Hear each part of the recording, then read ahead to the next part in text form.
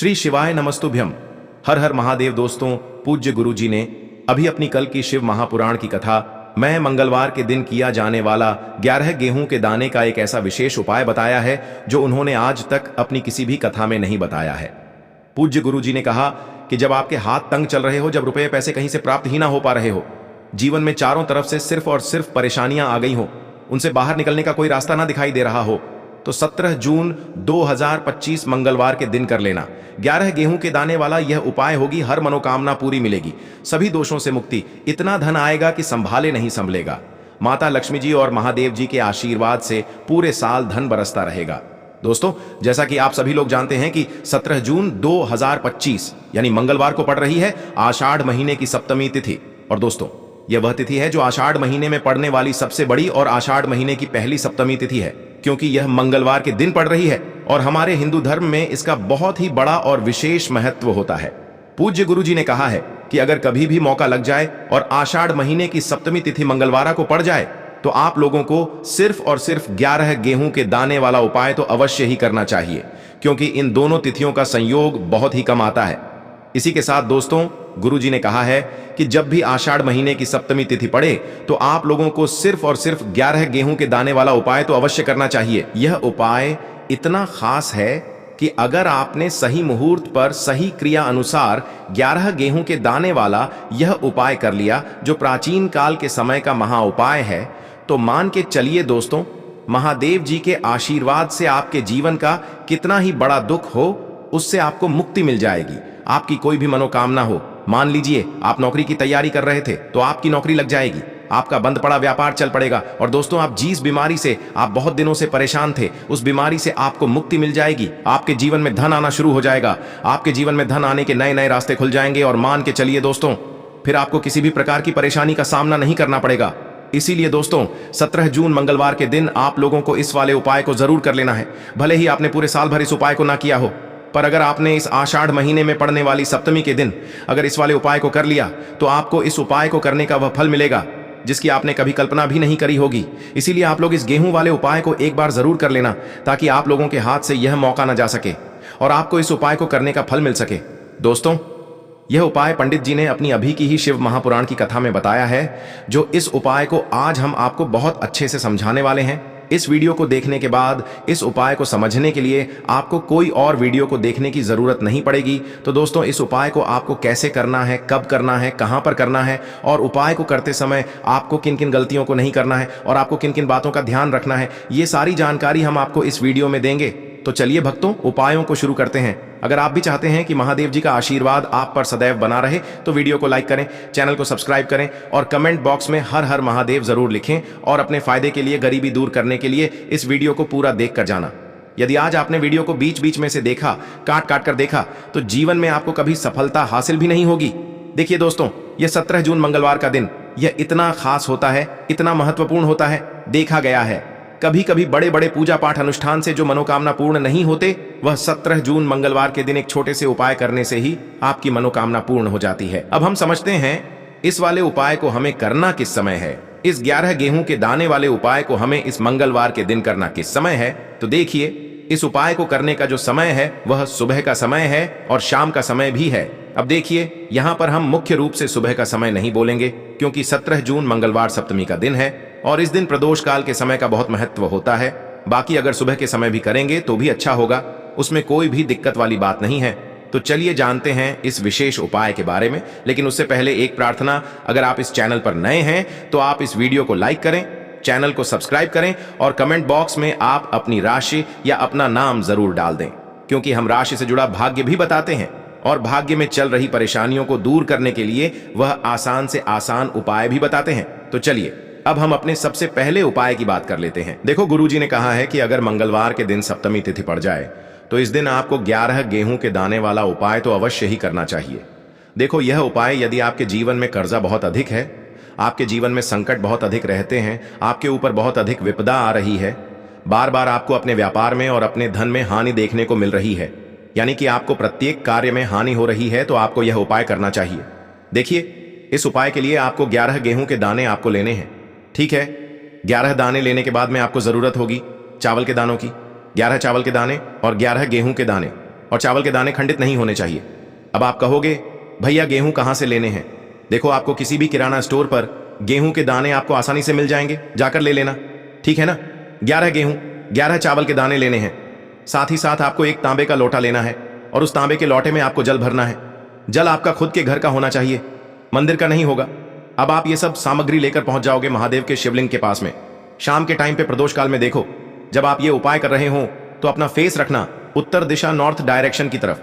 अब यहां पर जो मैं आपको क्रम बताने जा रहा हूं ना, उस मेरे क्रम को बहुत ध्यान से सुनिए। महादेव को अगर कोई सबसे प्रिय है ना, तो उनकी सबसे छोटी पुत्री जिनका नाम है माता अशोक सुंदरी, जो आपके पास में चावल के 11 दाने हैं ना, उन चावल के 11 दानों को माता अशोक सुंदरी के स्थान पर आपको अपना नाम और गोत्र बोलते हुए समर्पित कर देने हैं, है ना। और चावल के दानों को रखने के बाद में जो आपके पास में तांबे का लौटा है ना, उस तांबे के लौटे को कहीं पे भी हम जल नहीं चढ़ाएंगे। सिर्फ और सिर्फ माता पार्वती का जो हस्तकमल आपको दिख रहा है, यहीं पे गोल गोल आपको समर्पित करना है उसी जल को, और कहीं नहीं। ना तो माता अशोक सुंदरी के स्थान पर, ना तो शिवलिंग के ऊपर, सिर्फ आपको यहां पे गोल गोल जलाधारी पर आपको उस जल को समर्पित करना है। अब आपके पास में बचे हुए हैं 11 गेहूं के दाने, और बचे हैं उन्हीं 11 गेहूं के दाने को आपको अपनी मनोकामना, अपने विशेष कहते हुए महादेव के शिवलिंग के ऊपर, अगर आप मंगलवार के दिन प्रदोष काल में समर्पित कर देते हैं तो आपकी जो भी मनोकामनाएं होंगी, जो भी विश होंगी, महादेव पूरी जरूर करते हैं। अन्न को समर्पण करने से, उस खासकर गेहूं को समर्पण करने से हमारी इच्छाएं पूरी होती हैं। और अगर वह दिन मंगलवार का दिन हो, तब तो इससे सुंदर संयोग कुछ भी नहीं हो सकता। आपकी इच्छाओं को पूरा करने के लिए बहुत स्पेशल, बहुत प्यारा सा उपाय आप सभी को जरूर करना है। ध्यान में रखिएगा, यह उपाय प्रदोष काल में करना है। देखो, गुरुजी ने कहा है भगवान शिव के शिवलिंग पर 33 कोटि देवी देवताओं का वास होता है। अगर हम शिवलिंग के सामने कुछ भी उपाय करते हैं तो हमारे सभी देवी देवता हमसे खुश हो जाते हैं। ये उपाय आपको अवश्य करना है। देखो, सुबह के टाइम नहीं कर सकते, ठीक है। अब बात करते हैं अगले उपाय की। देखिए, इस उपाय के लिए आपको मात्र 1 लौंग का जोड़ा लेना है, यानी कि 2 फूल वाली लौंग लेनी है। साथ में आपको मात्र थोड़ा सा शहद लेना होगा, और इसी के साथ में आपको तांबे के पात्र के अंदर शुद्ध जल लेना होगा। अब देखिए, इन सभी सामग्रियों को लेकर के आपको भगवान शिव के मंदिर में पहुंच जाना है। देखें, ये उपाय आप सुबह से लेकर शाम तक कर सकते हैं। तो वो सबसे पहले तो आपके पास जो 2 फूल वाली लौंग हैं, उन्हें आपको शहद के अंदर अच्छे से डुबोना है, यानी कि दोनों लौंग पर आपको अच्छे से शहद का लेपन कर देना है। अब आपको जो आपके पास 1 लौटा जल है, सबसे पहले तो उसे शिवलिंग पर धीरे धीरे समर्पित करना है और श्री शिवाय नमस्तुभ्यम इस मंत्र का जाप करते हुए समर्पित कर देना है। अब आपके पास जो 2 फूल वाली लौंग है, शहद से उसे आपको शिवलिंग पर अर्पित करना है और आपको प्रार्थना करनी है कि जीवन में जो रोग की स्थिति है वे समाप्त हो, जीवन के जो संकट और समस्याएं हैं वह सभी समाप्त हो, जीवन से जो कर्ज की समस्या है वह समाप्त हो। इस प्रकार से प्रार्थना करते हुए यह जो 2 फूल वाली लौंग ही शहद संयुक्त, इससे आपको शिवलिंग पर अर्पित कर देनी है। आपकी जो भी समस्या होगी इस मंगलवार के दिन अवश्य ही समाप्त हो जाएगी। तो इस प्रकार से आपको पहला उपाय करना है। अब हम बात कर लेते हैं दूसरे उपाय के बारे में। देखो, यह उपाय आपके लिए सर्वश्रेष्ठ होने वाला है। देखिए, इस उपाय के लिए आपको मात्र 5 हरे मूंग के दाने आपको साबुत लेने हैं, खंडित नहीं होने चाहिए। इस बात का ध्यान रखें। और इसी के साथ मैं आपको एक तांबे के पात्र के अंदर अपने घर से शुद्ध जल ले लेना है। अब दोस्तों, इन सभी सामग्रियों को लेकर के आपको सीधे पहुंच जाना है भगवान शिव के मंदिर में। देखिए, इस उपाय को भी आप सुबह भी कर सकते हैं और शाम के समय में भी कर सकते हैं। देखिए, भगवान शिव के मंदिर में पहुंचने के बाद आपके पास जो 5 हरे मूंग हैं, उनमें से पहला जो हरा मूंग है, आपको शिवलिंग के सामने जो नंदी महाराज होते हैं और उनका जो पैर उठा हुआ होता है, वहां पर आपको पहला हरा मूंग समर्पित कर देना है और आपको ओम नमः शिवाय इस मंत्र का जाप कर लेना है। फिर आपको दूसरा हरा मूंग लेना है और शिवलिंग पर जो श्री गणेश जी वाला स्थान होता है, वहां पर आपको यह दूसरा हरा मूंग समर्पित कर देना है, यानी कि शिवलिंग के सीधे तरफ आपको ये दूसरा हरा मूंग समर्पित करना है। और फिर आपको ओम नम शिवाय या फिर श्री गणेशाय नम इस मंत्र का जाप कर लेना है।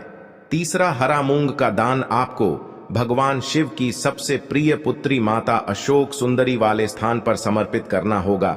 शिवलिंग की जो जलाधारी होती है, जहां से जल बह करके आता है, उसी जलाधारी के बीच में जो कहीं कहीं उठी हुई लाइन होती है सांप की आकृति के रूप में, वहीं पर आपको तीसरा हरा मूंग समर्पित करना है और फिर आपको ओम नमः शिवाय इस मंत्र का जाप कर लेना है।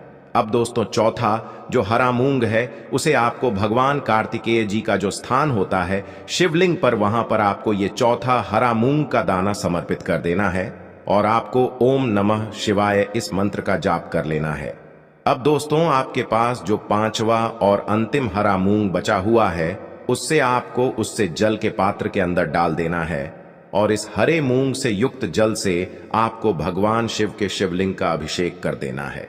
जल आपको बिल्कुल धीरे धीरे समर्पित करते जाना है और लगातार आपको शिव महापुराण के मूल मंत्र श्री शिवाय नमस्तुभ्यम इस मंत्र का जाप करते रहना है। फिर आपको शिवलिंग के सामने बैठकर, यदि आप अपने बच्चों के लिए ये उपाय कर रहे हैं, यदि आप अपने बच्चों की बुद्धि ज्ञान और विवेक के लिए उपाय कर रहे हैं, तो उसके लिए आपको प्रार्थना कर लेनी है, या फिर व्यापार में वृद्धि करने के लिए ये उपाय कर रहे हैं तो उसकी कामना करते हुए आपको प्रार्थना कर लेनी है, या फिर अपनी नौकरी के लिए कर रहे हैं, या फिर अपने इंटरव्यू के लिए, या फिर धन की प्राप्ति के लिए कर रहे हैं। जिस भी कामना के लिए आप उपाय कर रहे हैं उसे परिपूर्ण करने के लिए आपको महादेव से प्रार्थना कर लेनी है और फिर आपको वापस अपने घर आ जाना है। पूज्य गुरु जी ने कहा है कि जो भी व्यक्ति इस उपाय को कर लेता है तो यकीन मानिए आपके जीवन की जो सारे संकट, कष्ट और बाधाएं ही वो सभी समाप्त होंगे। अब हम बात करते हैं अगले उपाय की। इस उपाय के लिए आपको एक दीपक लेना है। दीपक आप मिट्टी का भी ले सकते हैं और शुद्ध आटा मढ़कर उसका दीपक भी आप तैयार कर सकते हैं। दीपक के अंदर गोल बाती का प्रयोग करना है और दीपक के अंदर आपको शुद्ध घी का प्रयोग करना है। इसी के साथ मैं आपको मात्र एक फूल वाली लौंग लेनी होगी। अब यह एक दीपक और एक फूल वाली लौंग लेकर के सीधा आपको पहुंचना होगा बरगद के वृक्ष के वहां पर। देखिए, सबसे पहले तो आपके पास जो एक फूल वाली लौंग है उससे आपको बरगद के वृक्ष की जड़ में समर्पित करना है। देखिए, अगर आपके जीवन में कोई भी बड़ा संकट आने वाला है, कोई भी बड़ा कष्ट आने वाला है, तो वह इस उपाय के माध्यम से दूर होने वाला है। महादेव की विशेष कृपा रहेगी कि जो भी संकट आपके जीवन में आने वाला होगा वह भी दूर हो जाएगा। तो आपको एक लौंग समर्पित करनी है बरगद के वृक्ष की जड़ में और वहीं पर आपको जो है गोल बाती वाला दीपक जो आप लेकर के गए हैं उससे भी वहां पर प्रज्वलित कर देना है। वटकेश्वर महादेव का स्मरण करते हुए देखिए, जब भी आपको जीवन में इस साल लगने लगे कि आपके जीवन में कुछ भी अच्छा नहीं चल रहा है, तब भी आप कोई उपाय करना है तो इस प्रकार से आपको ये उपाय करना है। अब हम जान लेते हैं चौथे विशेष उपाय के बारे में। देखें, यदि आपके विवाह में, शादी में कोई भी समस्या आ रही है, यदि आपका जो कर्ज है वह दिन पर दिन बढ़ते ही जा रहा है, तो आपको ये चमत्कारी उपाय करना चाहिए।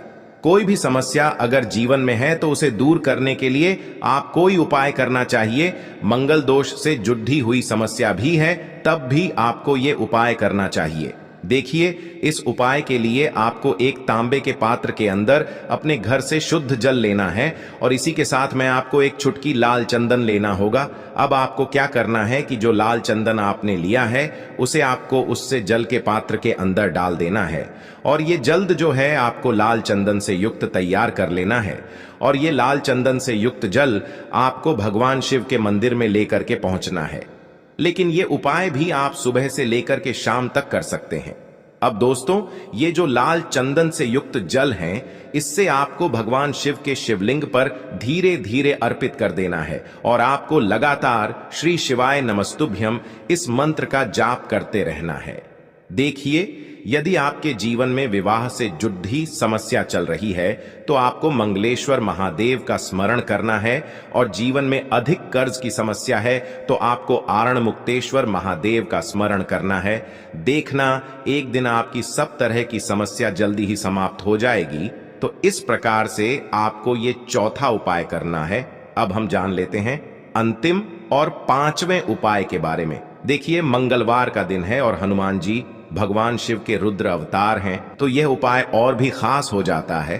तो ये जो उपाय है विशेषकर आपको हनुमान जी के वहां पर ही करना होगा। देखिए, जब भी आपको ऐसा लगने लगे कि आपके जीवन में जो कर्ज है वह समाप्त ही नहीं हो पा रहा है, दिन प्रतिदिन बढ़ते ही जा रहा है। कष्ट जो है वह दिन प्रतिदिन बढ़ते ही जा रहे हैं, कष्ट जो है वह समाप्त ही नहीं हो पा रही है। यानी कि जीवन में जब भी कोई विपदा आती है, संकट आता है, तो हमें संकट मोचन हनुमान जी के मंदिर में जाना चाहिए। लेकिन यह उपाय बहुत ही खास है। इस उपाय के लिए आपको एक चौमुख दीपक तैयार करना होगा।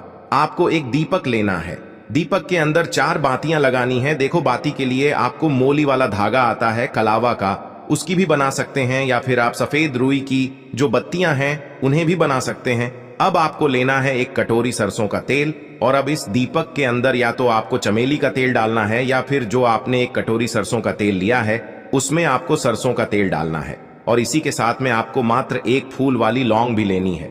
देखिए, अब जो ये दीपक है और लौंग है, इन दोनों का आपको हनुमान जी के मंदिर में लेकर के पहुंचना है। अब सबसे पहले तो ये जो चौमुखी दीपक है, इसे आपको हनुमान जी के सामने प्रज्वलित करना है।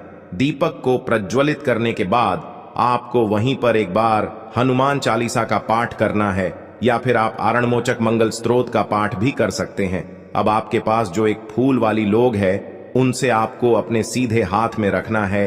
आपको प्रार्थना करनी है हनुमान जी से कि जीवन की जो भी संकट है, विपदा है, वो सभी आपकी कृपा से दूर हो। और ये जो एक लौंग है, इससे भी आपको उससे चौमुखी दीपक के अंदर डाल देनी है और अपनी मनोकामना बोल देना है।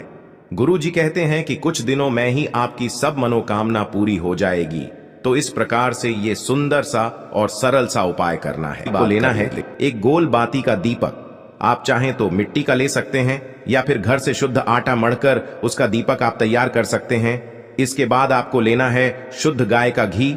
अगर वो नहीं है तो कोई भी देसी घी इस्तेमाल कर सकते हैं, जिससे आपको दीपक प्रज्वलित करना है। देखो, अब ये सब सामग्री लेकर आपको जाना है। प्रदोष काल में आपके घर पर तुलसी जी के घेरे के पास में, देखो, ये उपाय तो आपको अवश्य करना है। देखो, वहां पहुंचकर सबसे पहले वो दीपक आपको प्रज्वलित कर देना है और ओम नमो भगवते वासुदेवाय नमः का 11 बार जाप करना है। उसके बाद आपको अपने सीधे हाथ में थोड़ी हल्दी लेकर उस दीपक में अपना नाम और गोत्र बोलते हुए डाल देना है। उसके बाद माता लक्ष्मी से आपको प्रार्थना करना है कि हे महालक्ष्मी, हमारी सभी दुख तकलीफों को दूर करो। हे महादेव, हमारे सब दुख कष्टों को खत्म करो। इस भावना से आपके लिए आपको लेना है, करना है 11 चावल के दाने। गुरु जी ने कहा है चावल के दाने खंडित नहीं लेने हैं, बिल्कुल साबुत होने चाहिए। उसके साथ में आपको लेना है एक बेलपत्र। बेलपत्र का भी एक नियम है, अगर आपके पास बेलपत्र नहीं है तो आप शिवलिंग से उठाकर उसको पुनः शुद्ध जल से धोकर इस्तेमाल कर सकते हैं। इस प्रकार आपको बेलपत्र लेना है। इसके बाद आपको एक लोटा जल लेना है। अब ये सब सामग्री लेकर आपको जाना है महादेव के मंदिर में। देखो, अब आपको उत्तर साइड में खड़े हो जाना है और सबसे पहले आपको एक बेलपत्र अपने हाथ पर और 11 चावल दाने रखकर शिवलिंग के ऊपर अपना नाम और गोत्र बोलते हुए समर्पित कर देना है और ओम नमः शिवाय श्री शिवाय नमस्तुभ्यं का लगातार जाप करना है। अब आपको जो एक लोटा जल साथ में लेकर आए थे, उसे धीरे धीरे बेलपत्र और चावल दाने के ठीक ऊपर आपको समर्पित करते जाना है और शिव पुराण के मूल मंत्र श्री शिवाय नमस्तुभ्यं का 11 बार जाप करना है और अपनी मनोकामना बोलते जाना है। देखो, बस छोटा सा उपाय करना है, देखना एक दिन आपके सब काम बनने लग जाएंगे। गुरु जी का बहुत ही विशेष उपाय